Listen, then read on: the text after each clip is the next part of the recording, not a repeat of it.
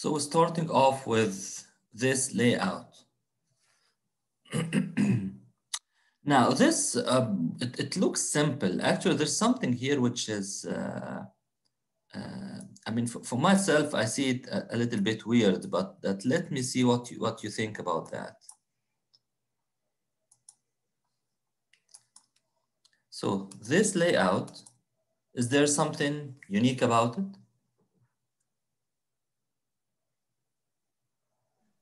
Let's classify it first.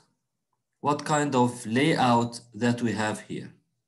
This work has been done by Kamali and others. They published it in 2008. So what kind of... Parallel with TVC.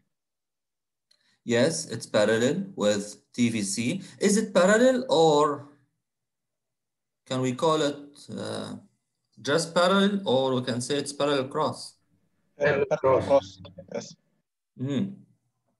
Okay, so a parallel cross arrangement with thermal vapor compression.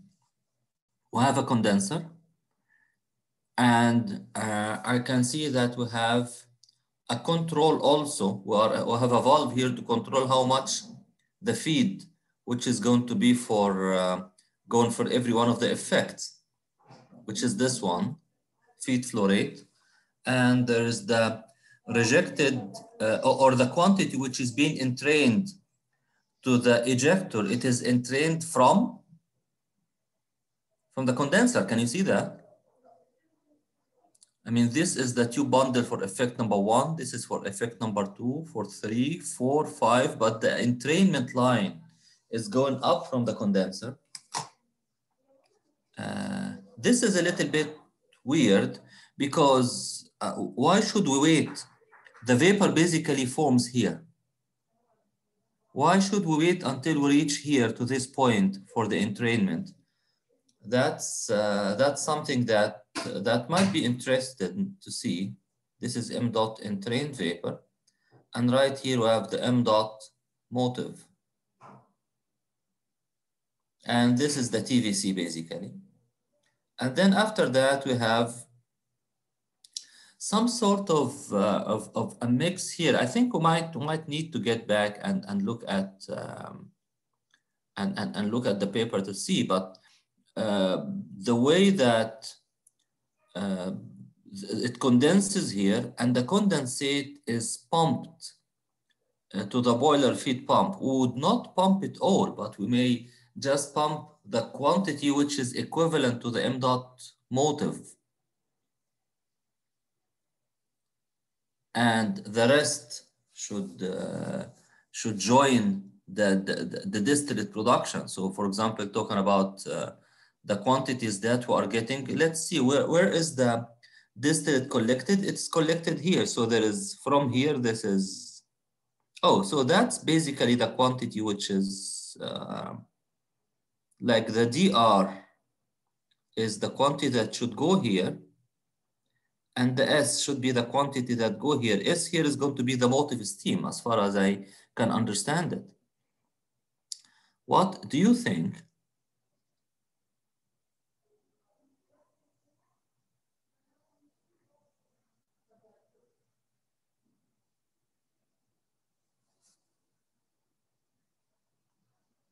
I don't hear from you. So let me try to link. This basically is the B1, and this is the B2, and this is the B3. This is the B4, and the B5 is the quantity that has been, the remainder of all of these is going to join here to go to the brine pump that's going to be disposed to the sea. And then the products are basically, we have this quantity here, we have the D1, D2, D3. Here they are writing D1, D2, D3 plus DR, but there's something missing. Why didn't they talk about this? 4 and D5, that also should be something that we can collect, which means that there must be something missing here. This is, I'm just thinking out loud when I'm looking at this configuration, and I'm just expecting you to share it with me, share your thoughts with me.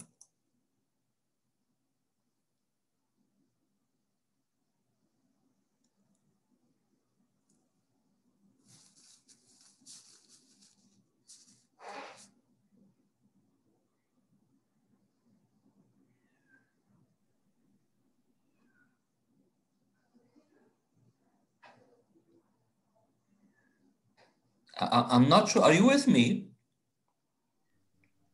Yes, we are Yes, following. doctor. Yes, we are with you. So at least fine, okay, because it was just a period of a pause where I was expecting some comments or something from your side.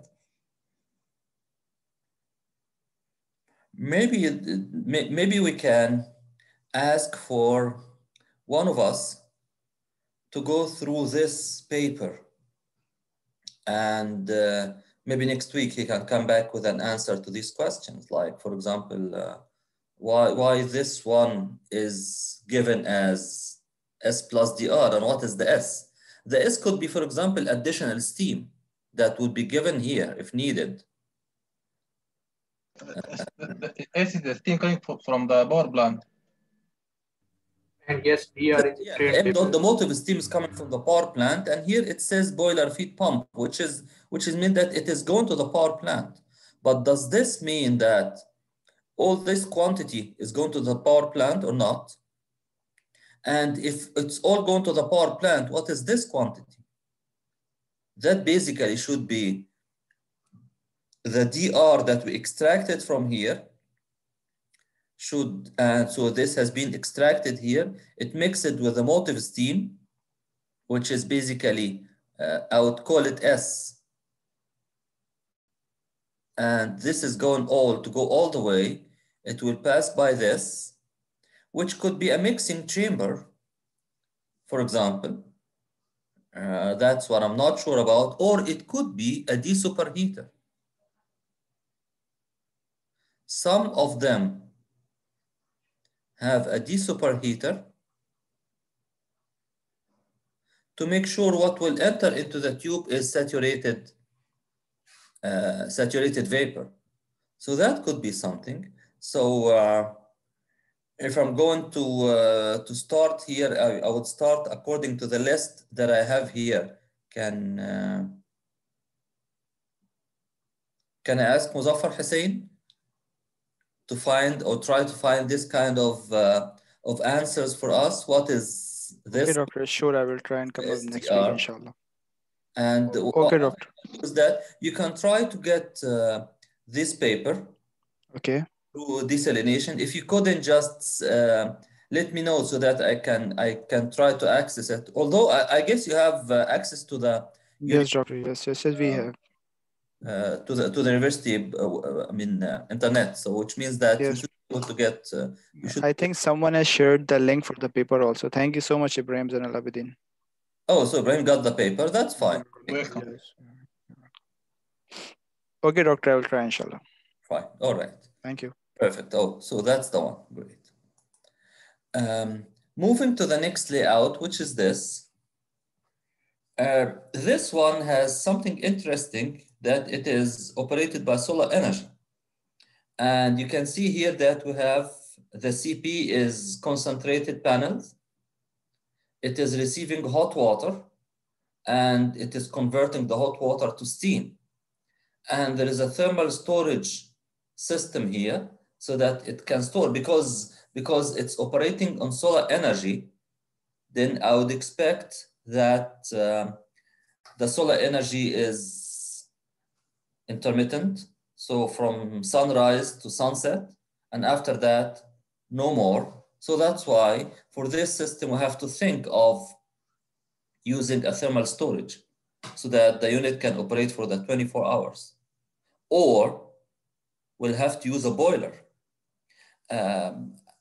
Actually, the SWCC, Saline Water Conversion Corporation, they have a setup in their experimental facilities there in Jubail. They have like a DTRI, which is a research institute for the desalination systems.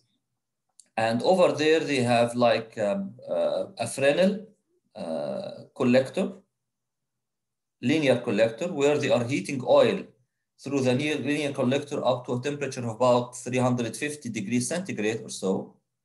And then they take that oil into a heat exchanger where they are generating steam. And that steam runs a multi-stage flash desalination unit. But they don't have storage.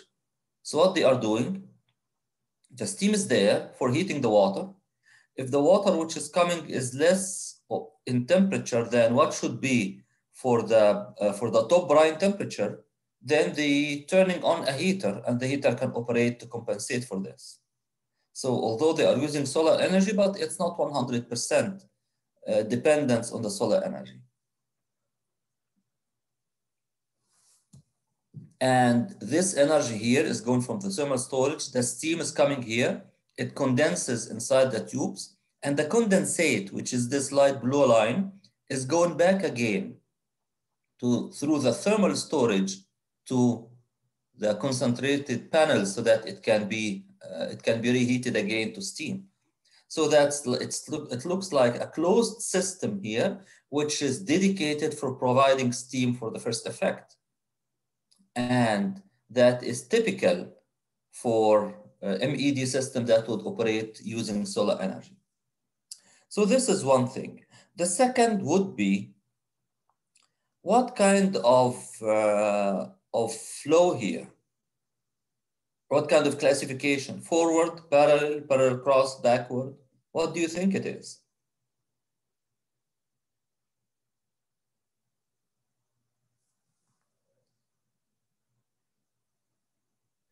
Is it backward? So it's actually forward. Yes, it is forward. Actually, when you look at it, the seawater as it comes to get to the condenser, it is preheated here. And there's a bypass, which means that you are not necessarily preheating all the seawater, maybe preheating part of it to higher temperature and then mixing it with the rest. So that's something, it's a design issue. Anyway, there is a feed which is coming here, and they are making use of the rejected brine and the distillate which is condensed in the last effect here, so that actually the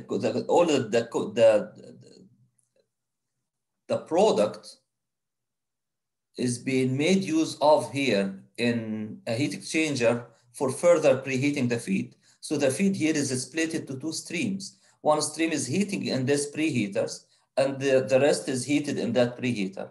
One of them is basically the rejected brine. So the rejected brine is, before it is thrown away, it passes by a heat exchanger so that it can preheat the feed. This is a good thing to think of. That's for energy recovery. The same thing you are doing or being done with the distillate. There's a distillate train here where this is the distillate coming from effect number 1, distillate coming from effect number 3. They did not plot it here because of these dots here.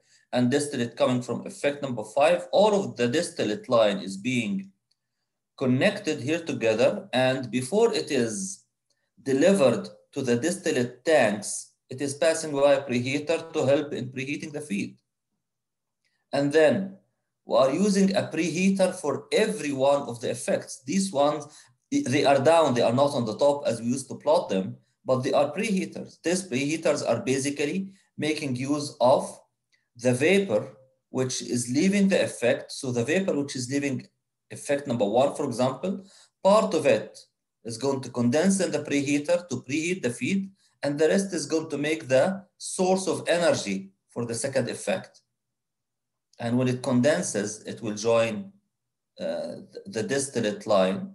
The vapor, part of it will feed to the preheater, and the rest is going to condense in the next effect, and so on. The good thing about it is that having this number of preheaters, it means that it is going to heat the feed to higher temperature, substantially higher temperature.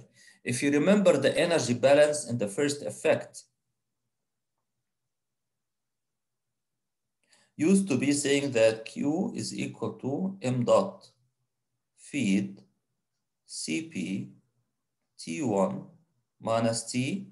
I would not say the T feed here, but I would say T feed dash maybe, because the feed has been increased in temperature, plus D1 HFG1.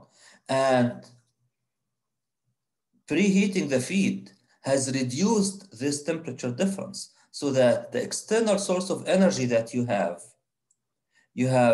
made good use of it by bringing the seawater in the first effect as hot as possible. So you kept on heating it from the feed here to through another couple of heat exchangers here, through a number of heaters, which is basically N-1 heaters, so that in each one of them, you are heating the feed here to a higher temperature, and that reduces the sensible heating part in the first effect to the favor of the latent heating, so you can generate more vapor this way. And there are flash boxes as well, which means that the vapor which is generated in the flash boxes, it's not going to the preheaters as we have seen earlier in some of our layouts, but it is joining the vapor that has formed in the effect to heat the next one. So that's probably why I told you that the kind of combinations that you can make for the layout is endless. You can come up with so many modifications. This is the first one we see who is using the, he has preheaters, and in spite of that, he is using the flashed off vapor as a source of heat for the next effect, not for the preheater.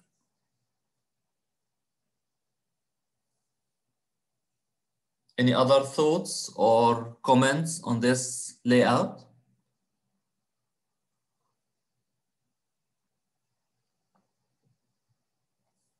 So we have renewable energy here. Interesting. I'll move to the next slide, which is what?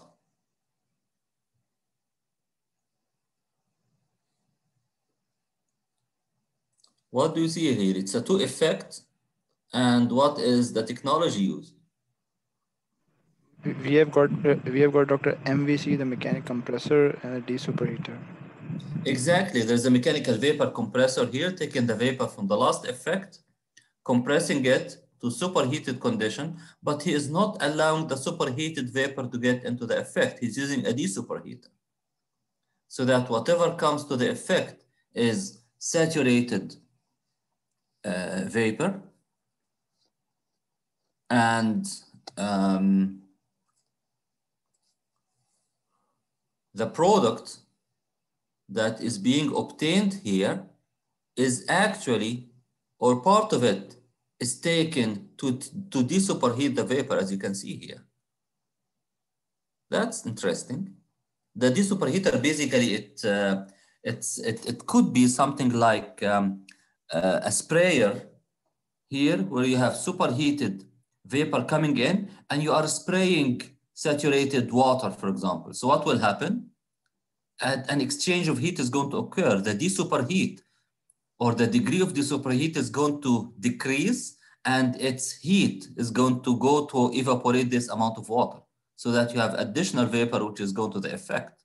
So what he did here, or the nice thing about this idea, is that instead of introducing the quantity which is coming here, D2, as desuperheated vapor into the effect, what he did, he used additional amount of liquid that has condensed in the first effect, and part of this liquid is sprayed here in the desuperheater, so that you lose the superheat of the vapor, and meanwhile you are preheating or heating or evaporating this portion that comes here, so that it all becomes saturated. Let me ask you, is that good or bad?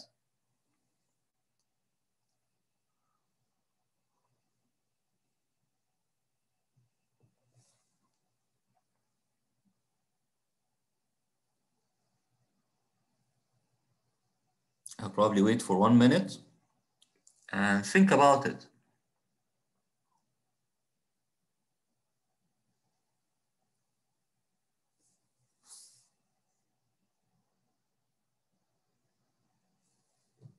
Let me put the question in another form. As we are desuperheating the vapor, which means that it is coming into the evaporator at a lower temperature. So did we lose amount of energy that could have been given to the sprayed seawater in that effect?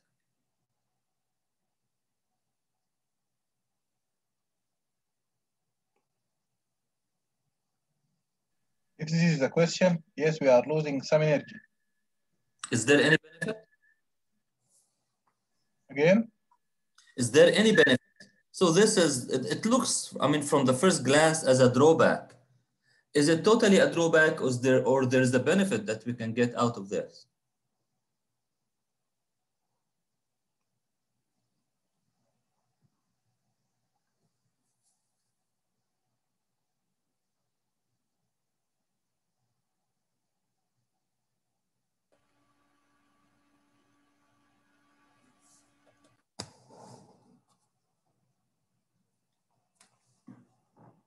So we have lost a part, which is basically the mass flow rate of the steam multiplied by Cp into a delta T, which is delta T is the degree of superheat that we have lost before reaching the evaporator.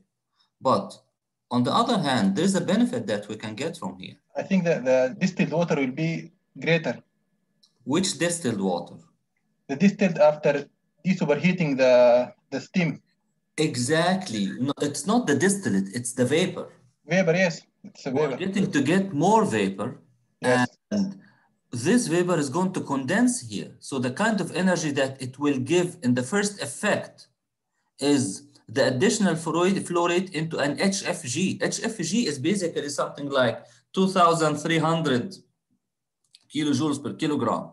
Whereas the quantity that we have lost is m dot, whatever m dot, multiplied by Cp, which is close to 4 into a small delta T.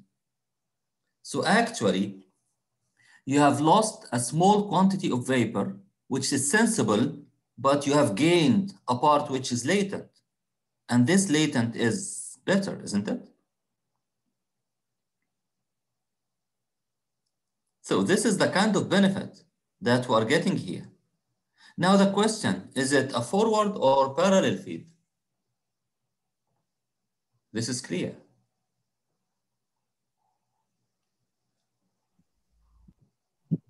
It's also forward, Doctor.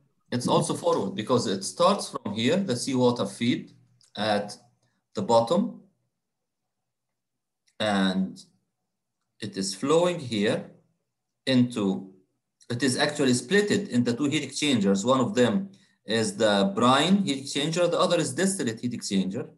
And then they are going to be combined again here, where they are going to be sprayed in the first effect, and whatever is leaving from the first effect is going to go to the second effect. So it's a forward feed arrangement. Okay, now this is the same. What about this?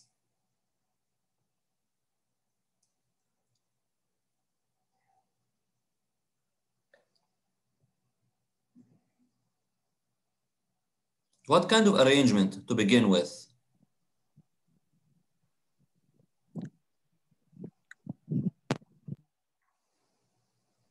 Forward, backward, parallel, parallel cross. This is parallel. So Yeah, parallel this is parallel. Exactly. This is parallel arrangement. And that is something that we can see here. There is something here that which is should have been highlighted. It is not really shown in a good way, which is basically this.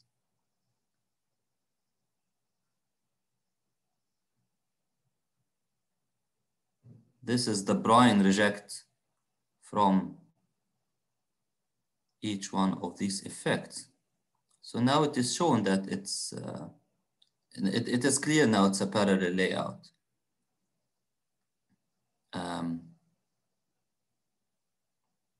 isn't it? Yes. And we have preheaters everywhere. So the seawater comes, it collects some energy from the condenser.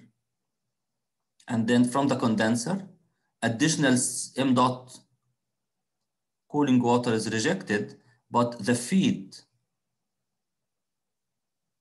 is going to go through. It is actually going from one preheater to another preheater to another preheater and so on until it is sprayed in the first effect. So now we see a parallel feed with a preheater. That's interesting. 1 ton of vapor is coming from a power plant that's going to condense here and then go back to the power plant, back to the boiler. But it will generate some vapor. The vapor that it will generate, it is leaving in 2 streams. One stream is going to go to the preheater to condense here, while the rest is going to condense inside the next effect. And it's going to produce, roughly speaking, 1 ton of distillate. Vapor will go to preheat the feed, and the rest is going to go to the next effect. Roughly, you are getting 110. Actually, as a matter of fact, it will not be exactly 110, but it's just for illustration and so on. So at the end, an MED plant can contain from 8 to 6 stages. They are, you can see here, producing from 2,000 up to 30,000 meter cube per day of distillate water. They operate at temperatures of brine at about 70 degrees centigrade in the first effect. Here it's 69. And the gore can be high. I mean, you can have a gore of maybe 16 or even more. It depends definitely on the number of effects. So there's nothing much of a surprise here, except that, yes, it's a parallel feed, and basically what we are getting is preheaters everywhere. Actually, I was just wondering, this vapor, when it comes here, where did it go? It should condense, actually, and I would think that it would go this way. So that what is going to enter to the effect here will basically mainly vapor with a little liquid coming with it. That's how I see it.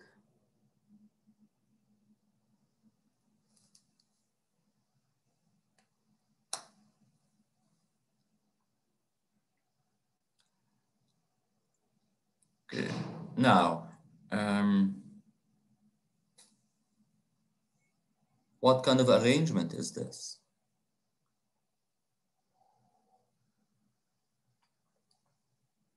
This is simpler compared to the previous one, but it has something unique, and it's related to what we have discussed earlier when it comes to MED with a thermal vapor compressor here, a TVC. Thermal compressor is here. The thermal compressor this is a 4-effect system, and the thermal compressor is connected to which effect? It's basically the vapor which is leaving effect number 2. So that's something that this is what is called as recycled vapor, or entrained vapor. This is another way to call it. So you are getting 1 ton of steam from the power plant, 2.5 tons of recycled vapor from here, so that at the end you have 3.5 tons here at temperature of 69.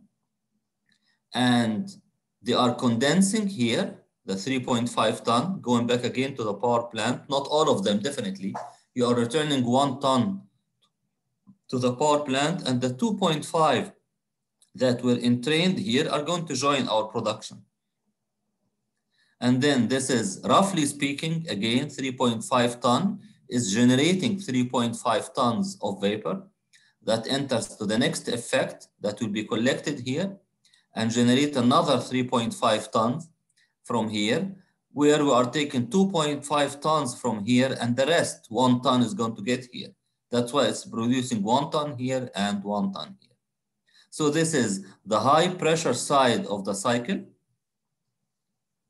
and which is basically here, high pressure, and this is the low pressure side of the cycle. You can look at it that way. Excuse me, doctor, from where do we get the brine here? The seawater feed is coming from here. Let's have a look at this. Maybe they are not plotting the brine. The seawater feed comes from here, enters the condenser, where after that it will be distributed into each one of these effects here, and it will gather here at the bottom. Maybe they are not showing the brine reject, which is supposed to be from every one of these effects here. Either I would throw this away, or I would do something like this. Sorry.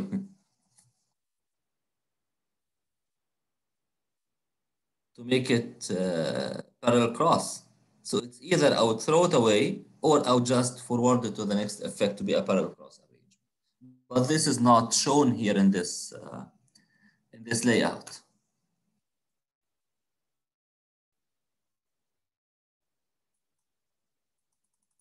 Okay. Yeah, it's fine, doctor. Thank you. You're welcome. There's something that has hanged here, so I'll just I'll stop the share and then I will share again. It seems that I got something here which is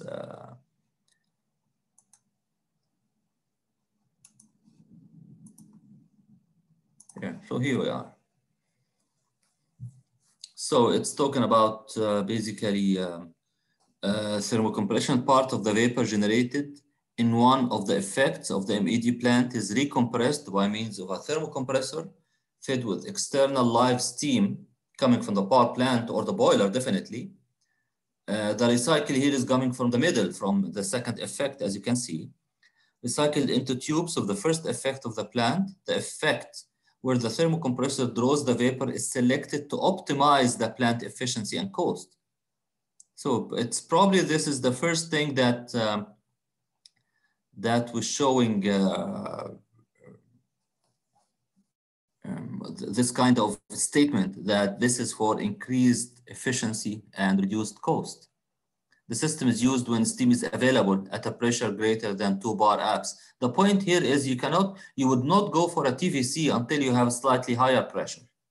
Because if we are extracting stream from the back pressure turbine of a power plant, that's normally is taken as a small temperature. Remember here that the highest top brine temperature is about 69 degrees centigrade, which means that you would need steam at a temperature of no more than 80 degrees centigrade to run this system with a temperature of difference of 10.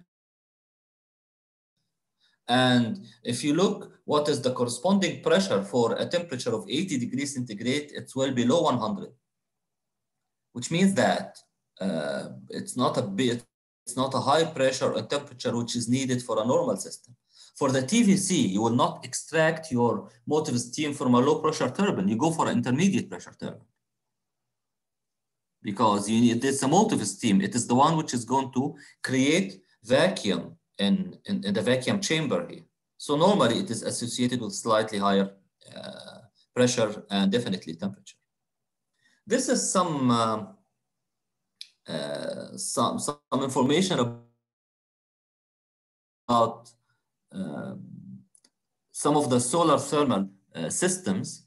So it's possible to establish a classification of different solar thermal collectors depending on the sun tracking motion and the operating temperature. Sun tracking is normally associated with the parabolic trough collectors, which is basically, we can look at it as compound parabolic collectors, where you can see here the range of temperatures for each one of them.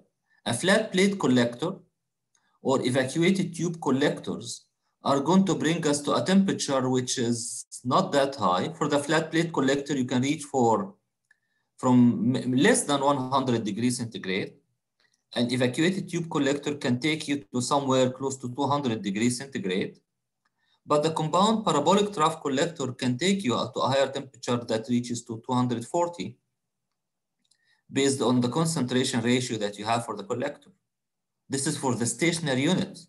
But you can have units which are tracking the sun, and tracking the sun, it goes either through a single or two-axis tracking, which means that are you tracking only in the meridional direction or meridional and azimuthal direction together, so that you can exactly follow the path of the sun in the sky, which definitely leads to higher temperatures. Here, the single tracking, you can have values here talking about the linear Fresnel collector. This is the one which is available in Jubail and actually in SWCC in Jubail. And I know that it can produce temperatures which are much higher than that. Actually, it is heating oil inside it, and the temperature is about 350, which means that they are like more updated kind of technologies compared to what we see here. So it's basically the linear Fresnel reflector, the parabolic trough collector, and the cylindrical trough collector, which is going for further high temperature as well. The two-axis tracking is the parabolic dish and the heliostat.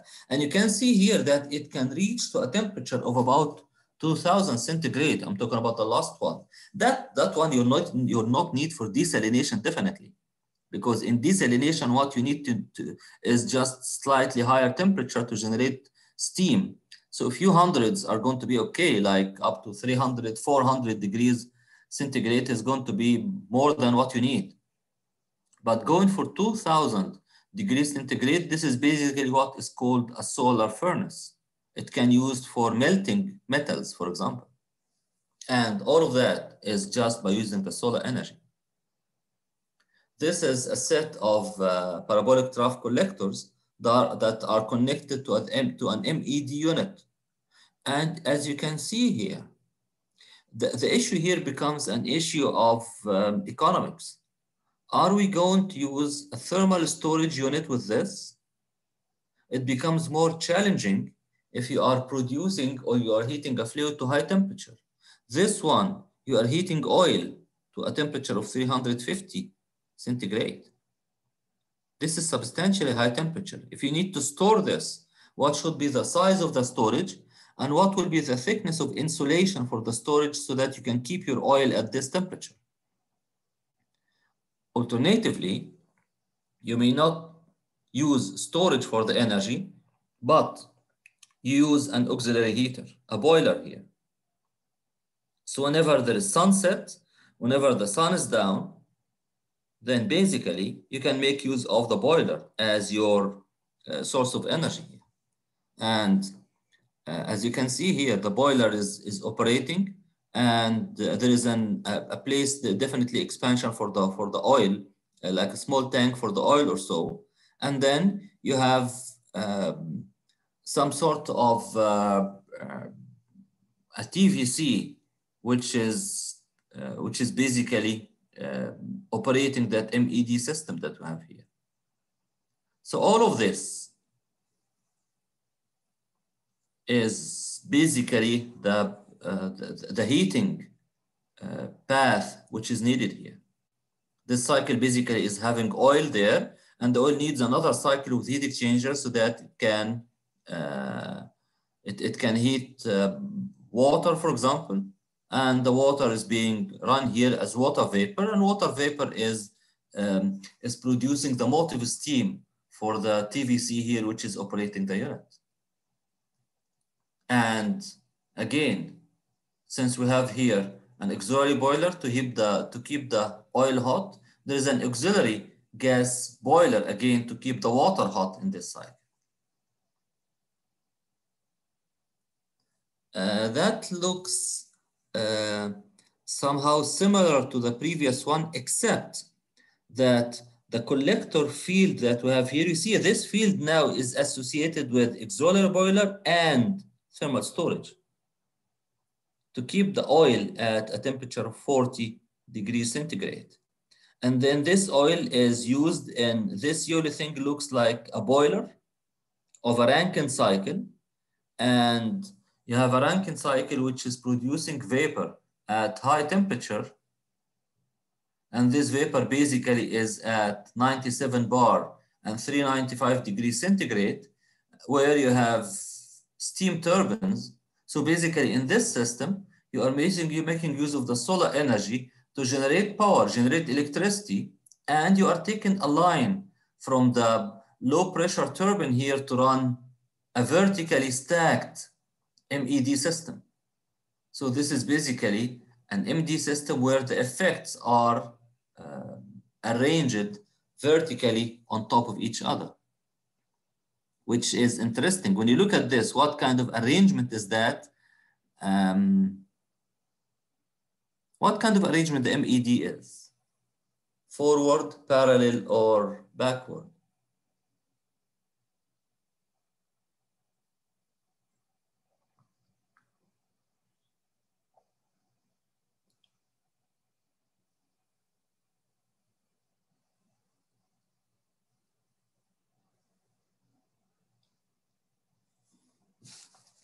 Forward. Yes, it is forward again. So let's follow, actually to do that, just follow the seawater when it's coming. The seawater is coming here, where it will condense the distillate in the last effect, and then part of it is going back to the sea, which is basically the M dot cooling water. And the rest, which is the feed, is going to go inside the tubes. You can see here, it is being preheated and then preheated. So these are the preheaters, and then preheated, and then preheated, and then it is sprayed in the first effect here, effect number 1. And as it is sprayed here, part of it will evaporate and the vapor will condense here in the preheater, which is interesting. And then after that, the rest of it is going to preheat the feed, which is leaving the effect number 1 to be sprayed in effect number 2. And it will generate some vapor that will go for preheating the feed, and the rest is going to be taken for the next effect, and so on and so on. So the vapor, all of it will go here, part of it will heat the feed, and the rest is going to go to the tubes inside for the next effect for heating. So it's a forward feed, but the interesting thing here is that it's a vertical stack of these effects. Vertical stack has one good option, which is it requires less amount of land, because all the effects are going to be on top of each other.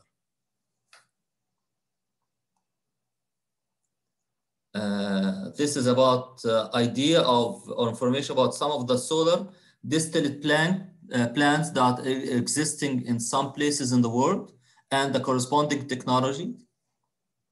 So in the Caribbean, an ME with, or MED with 14 effects, which is producing 40 cubic meters per day using evacuated tube collectors.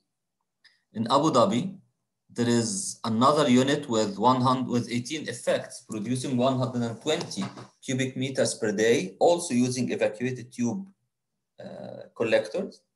In Kuwait, there is a desalination system, which is basically having a combination of MSF and RO that are producing this total amount of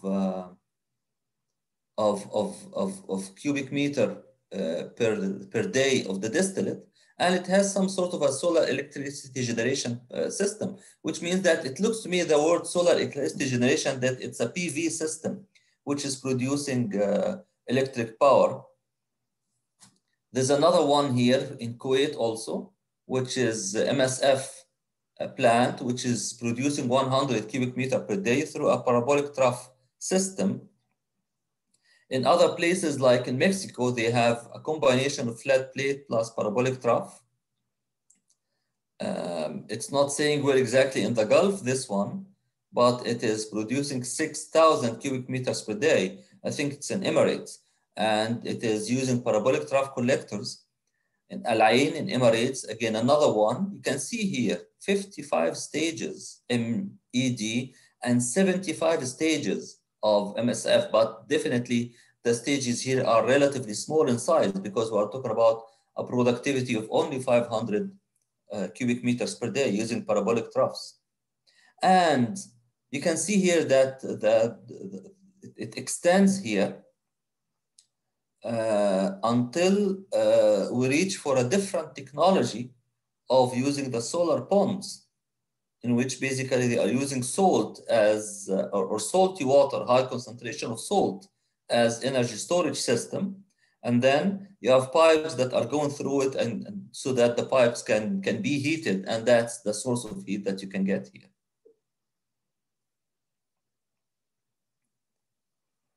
That's another layout of, I mean, that will not be new. It's a 14 effect system using parabolic, using evacuated tube collectors with a total collectors absorption area of 670 meters square, in which here we are just addressing another economic issue. Solar energy is free. We are not paying for the solar energy, but we are paying for the land in which we are going to put the solar collectors in. And if you are going to need a big piece of land, then the price should be given to the initial cost of the unit. I mean, there might not be running cost because the sun is there every day. If you have a storage, then the storage is there and it's working.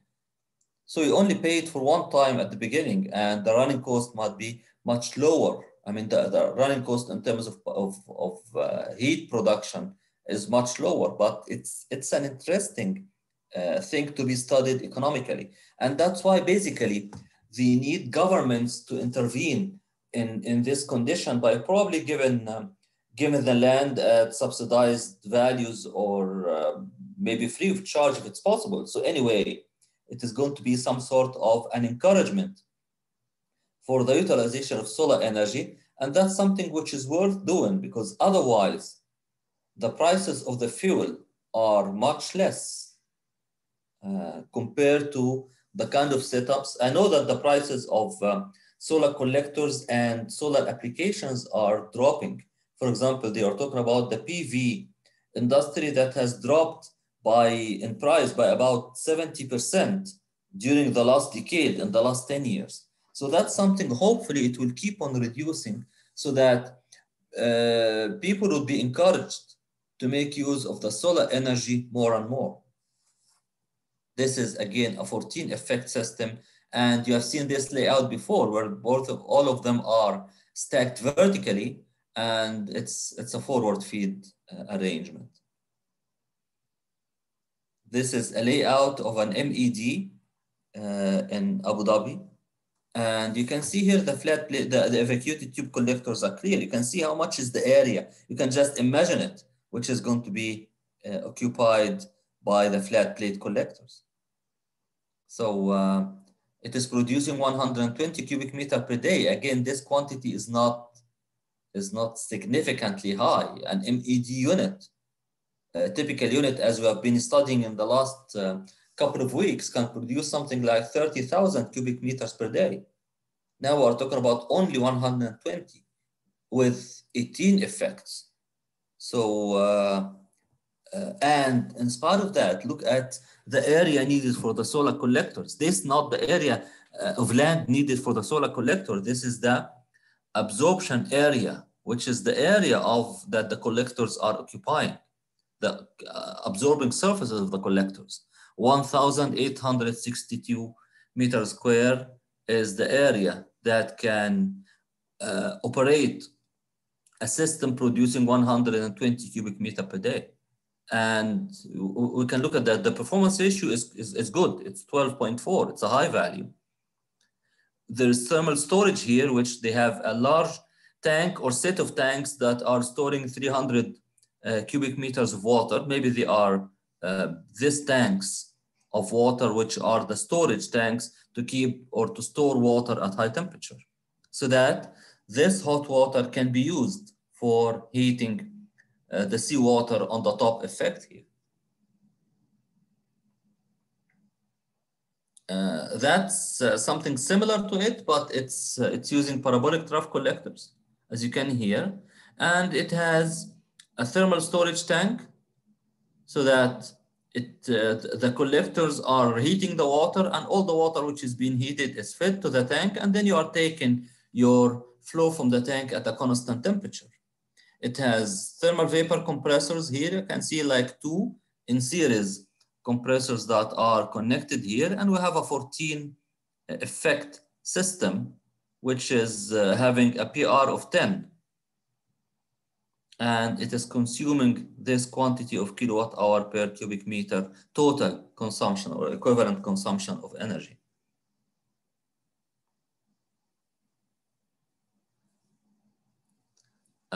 This is a similar system. It's not different. I mean, again, that the vertically stacked units are here, and you can see here it's a plant which is producing 3 cubic meter per hour, which means that it is something like 72 cubic meters per day if we assume like 24 hours operation. And the seawater flow is given, the salinity of the water is quite high. It's a 5 ppm TDS, and this is expected normally from a thermal desalination system. It has 14 effects here, and the performance ratio is higher than 9. You are generating vacuum in the system. Normally, you are reducing the pressure as you are going from effect number 1 to 2 to 3 to 4. And this reduction is being done by utilization of hydroejectors. Ejectors where basically fluid is like water is passing through so that it creates vacuum. It creates vacuum in the throat of the venturi. It has a top brine temperature of 75 and the lowest temperature is 35 here in this system. So that was a demonstration of some the somehow different type of layouts that are found here and there, either existing in reality in plants, or some of them were just studied as in papers, as probably in the last couple of slides of this presentation. That would basically take care of our analysis and coverage of the multi-effect desalination system. And our next topic basically is related to the flashing. Flashing is taking some sort of a good share of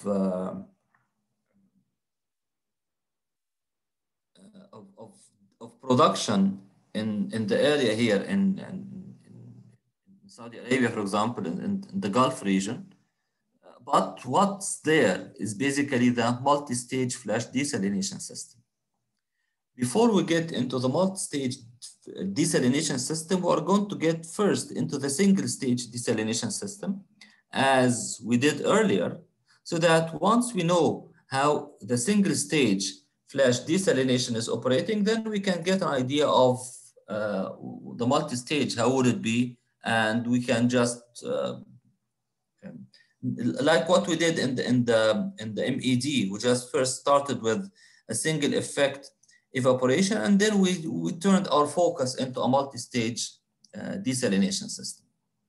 So I'm trying to give an overview in the few minutes which are left in the class, and then we're going to get into this topic in our next class or next meeting, inshallah.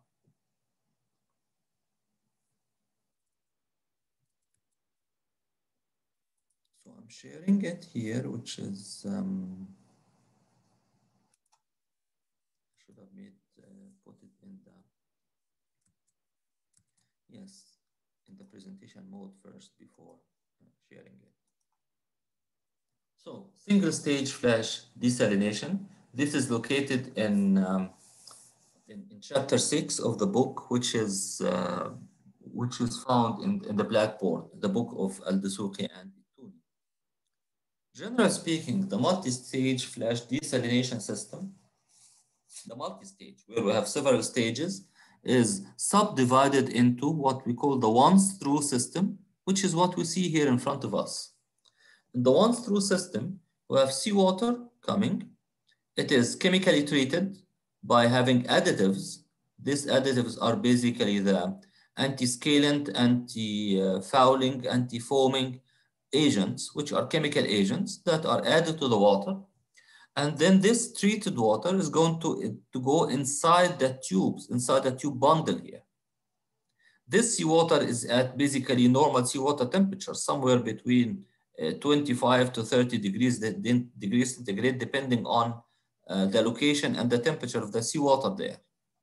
It will enter here, where in this effect there is vapor which is formed, and the vapor is going to rise up and condense here. As the vapor condenses to liquid, it preheats the feed of seawater which is coming.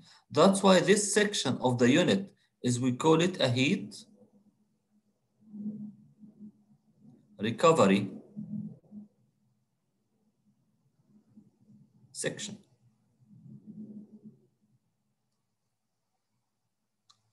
So heating here, and then further heating here, and then further heating here. So you keep on heating the seawater until when it leaves the first effect here, this is effect number 1, this is effect number 2, and this is effect number 3. So the seawater enters to effect number 3, and then it goes to effect number 2, and then to effect number 1. The highest in temperature is this one, and then the temperature drops as you are moving from 1 to 2 to 3. So further heating occurs as it leaves 3 to 2, further heating until it reaches to 1, and then here we have the temperature that we may call small t1, where heating steam is coming from a power plant. It will condense here and return back again to the power plant. And the seawater is going to be heated from this temperature T1 up to what we call TBT, and the TBT stands for top brine temperature. Then this seawater at top brine temperature enters into the first effect, which is lower in pressure. So what is going to happen? Some flashing is going to occur. Vapor will flash off. The flashed off vapor will condense on the outer surface of the tubes into liquid water, which is our product. What about the quantity that did not flash? It will go to the next effect, which is at a lower pressure. It will flash. The quantity that will not flash will be flowing to the next stage, where it's also at a lower pressure. So flashing is going to occur. So flashing, flashing, flashing. This is the only way of forming the vapor in this technology. We rely on admitting saturated liquid into areas of lower pressure so that flashing is going to occur. And then after that, the brine that will not flash here is going to be returned back again to the sea. It's a simple process, but it has its drawbacks at that time. Like, you have added some chemicals here, which would cost an amount of money. And then these chemicals did not evaporate. They remained with the brine until it was thrown here. So the chemicals that you add here are carried by the brine, and it is thrown back to the sea. So this is kind of a loss. You made an investment of pre-treating the seawater, and then you are thrown away this brine. This is one drawback of this system. The second is, from season to season, the temperature of seawater changes. It may change like what happens here. In winter, you can find the temperature about 15. In summer, you can find the temperature about 30. But we need to have a constant temperature of 112 here, which means that there is some sort of preheating that's going to occur here. And if the temperature is low, then you need to increase the heating steam quantity so that you maintain this temperature always at 112, which means that the performance of the unit here is going to depend on the seasons. Like the operation in summer will not be the same as the operation in winter. And this is a problem with these systems, because you need to guarantee a constant production of the system because of your demands. So for this, the OT, people stopped operating it for quite a bit of time. And then, unless lately, a few years ago, the Korean company Doosan, they started to rework again on the 1-through systems. And actually, their cause is that because it is simple, it does not require a lot of pumping, as you can see here, and the chemicals have become cheap, which means that you are not making a big investment in the chemicals that you are using here. So it's not costing as it used to cost something like 30 or more years ago. And they started to look again into what we call the OT, or it is the once through.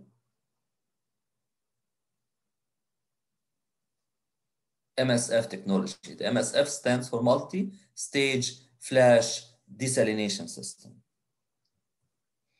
What we see here is another technology, which is a modification to the once through. This is what we call the BR. The BR here stands for Brine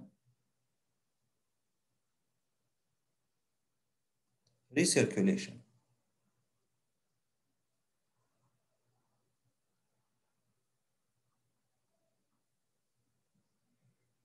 And as you can see here, this is the heat recovery section, where the seawater is coming here to be preheated until it goes to the brine heater to be heated to the top brine temperature, the 112, and then flashing. So this part of the plant, this part of, from this line to the left, everything is the same. The difference is in here. And in here, what do we have? We added basically 2 or 3 stages, typically, or the standard is 3 stages, which are similar to these. But there's a difference here. The difference is as follows. Now, the brine which is leaving this stage here is not going to be thrown away to the sea, but it will go to another stage where some flashing will occur. And then another stage where some flashing will occur. And after that, we are not throwing it away. But this is a concentrated brine. It is concentrated, and it is at a temperature of T at the last effect N. Say Tn is about 40 degrees centigrade or so. But the salinity is too high. What I need to do, I need to recirculate the brine. But I cannot recirculate it with this high salinity because I don't want the high salt content to affect my tubes here. So I'm going to dilute it. How to dilute it? Actually, I'm bringing seawater from the sea, which is going to be preheated from this seawater, say it's about 30 degrees centigrade. I'm going to heat it from 30 to 40. It will be heated by receiving energy from the condensing vapor that's coming here. And then when it reaches to 40, I throw part of it again, reject to the sea, and the rest is going to be taken and it will mix with the brine which is leaving here. This quantity which is coming here is compensating, or actually it is adjusting the salinity. It is reducing the salinity of the brine that has reached to the last effect here. What we are doing, we are throwing away some of the brine and replacing it by seawater at a lower salinity. You can treat this seawater, but the quantity of chemicals that it needs will be much less because it's a smaller quantity. This quantity is not only that equal to this quantity that has been rejected, but it is also compensating for the amount that has evaporated here. That vapor is basically coming from the seawater. So we are compensating for it here. So here, basically, we are adding a quantity of m dot feed plus m dot cooling water. The cooling water is returned back again to the sea, and we have basically a certain amount, which is m dot feed. The m dot feed that we have here is compensating for 2 things. Number 1, for m dot brine, which is being rejected, and for m dot distillate that has formed over the whole stages. So again, we are going back again to the same equation that m dot feed is equal to m dot brine plus m dot distillate. But the difference here is that the feed is not the whole quantity of water which is going to come. It's only a fraction of it. And what the big quantity of water is basically m dot r. And you can see the size of this circle. This is the size of the pump compared to these small circles here. So that tells that the brine recirculation pump is the biggest pump or pump system in the whole unit. And this is actually extracting or consuming a substantial amount of energy. That's why people now are turning their head away from the MSF system. They said that it's a very energy intensive system and we don't need that. They are going for other technologies that are less energy demanding compared to the MSF. And basically they are the MED and the RO, the reverse osmosis.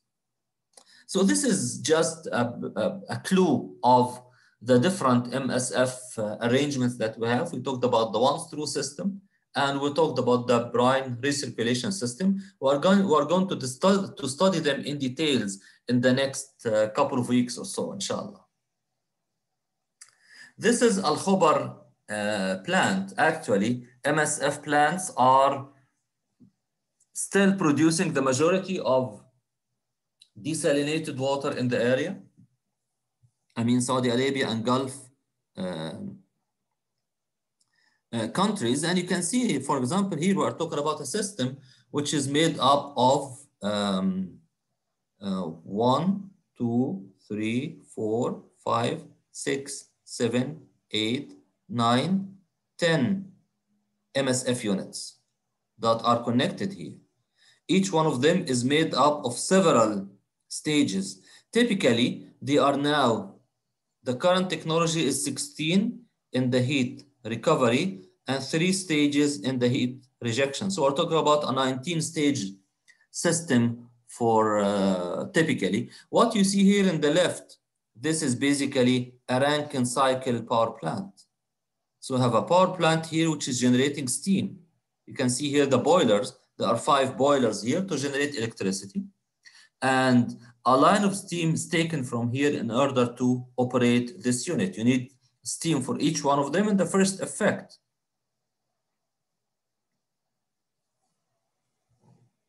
And there's something that we will be talking about sometime maybe in our next class or so, which is this U-tube that you can see here, which is basically, this is the feed going from effect to the other. And we have 2 arrangements for it, but just keep this in your mind. Reading the performance parameters here, it says that we have MSF, brine recirculation, 10 units. Each one is producing 26,700 cubic meters per day, a total of 26,700 cubic meter daily production for this arrangement. The biggest one is in Ras Al Khair, which is producing 1.2 millions of cubic meters per day of desalinated water. It's also MSF, and that has been put into service in 2014, which is only 7 years old in lifetime. The MSF plants are designed to operate for about 25 years. But the fact is, the unit that you see in front of us here has been since 1982. So we're talking about 39 years of operation and still operating with the same design conditions as they received it. So the units are reliable, they are long lasting, they exceeded the lifetime of a substantial amount of years. And the engineers as well as the technicians have developed quite a substantial amount of experience of how to run these units. And that is, this is unique to have these units operating all of this number of years and still operating. So what we need to do is to have introduced this desalination technology so that you would know it. I would not expect that any more MSF plants will be built in the future, except if there is a breakthrough in the amount of energy that it needs. And I would not hide a secret that say that we are trying in some technologies that are or that are linked to the operation of the multi-stage flash desalination systems. And that, for example, would include operating it on solar energy with some specifics there, or making use of some of the recovery of the brine. We just had a paper published today, which is having one idea, which is similar somehow to a part of your, or one of the projects that you are handling for the course, which is the project of connecting the MED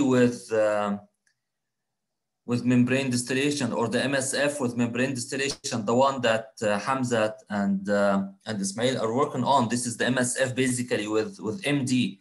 The one that we published today was basically a multi-stage flash desalination system with HDH, a combination of them. It appeared in, actually it's probably, it's my first time to have a publication in an open access journal, which is, it's called Sustainability. It's a Q2 journal, and we just said, let's try it. And I'm not sure if I can share this. Maybe I can share the title at least of the paper, and then you can find it easily on the internet because it's freely available. And that's the good thing about the open access kind of papers. I will not go through the details of the layout. I'll just show it to you, and then on your own, you can just get to know it more if you are interested in going through the reading of this work. So, so let me share it with you.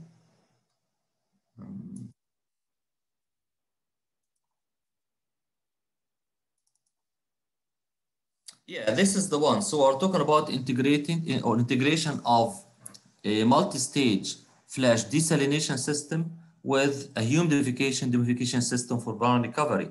And this actually is, the paper is just made by Dr. Dahirul Awal, myself, and Dr. Atiya Khalifa as a part of some project that we are working on for the same title.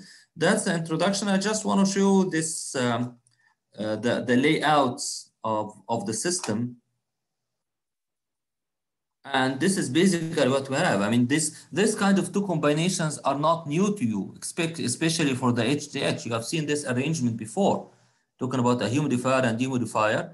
And this is the MSF, the multi-stage flash desalination system. It's MSF BR, Brine Recirculation. And the whole idea here of, we are rejecting brine at 40 degrees centigrade, and we are getting steam from a power plant at high temperature. Steam condenses here, and then we are returning fluid to the power plant at a temperature of maybe above 100 degrees centigrade, which is a loss. Why should we do that?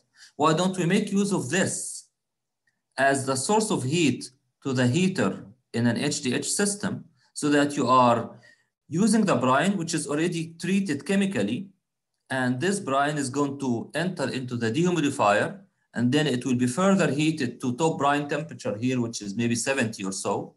And then after that, it will be sprayed in the humidifier. And this is where you are basically having air to be taken, the vapor, and condensed to give you extra amount of distillate. So the distillate that we're getting here is a distillate that we did not consume additional external energy into it. It has just been utilizing the energy associated with the reject stream of the distillate and the brine. And then we could generate additional amount of distillate in. We have several layouts here.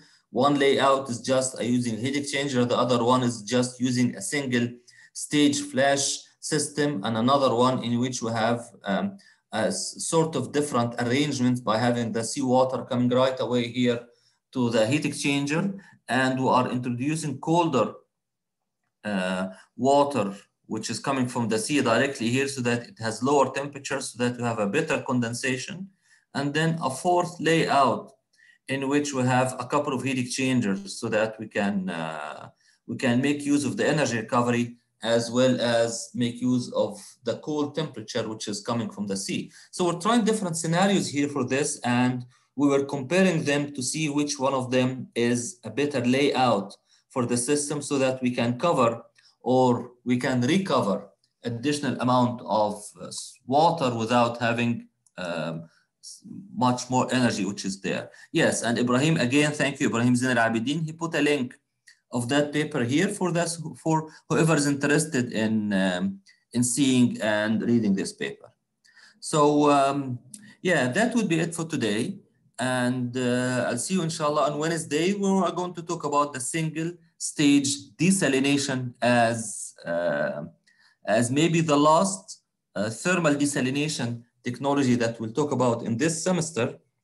And then maybe you can, for a couple of classes or so, be exposed to the RO as it's not thermal, but it is now the kind of dominating technology for desalination as the near future is saying. So we just would not leave the course without having some sort of an idea about that. So thank you, and I will see you inshallah on Wednesday.